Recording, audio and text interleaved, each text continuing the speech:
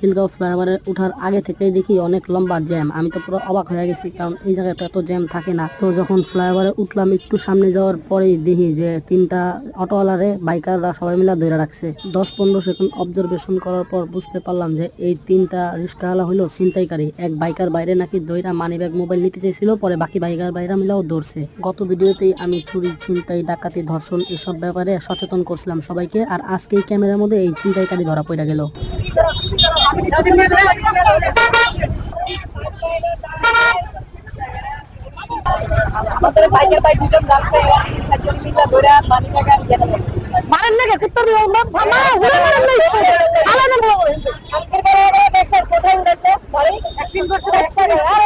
আরে ছিনতাই করছে 3 জন মিলে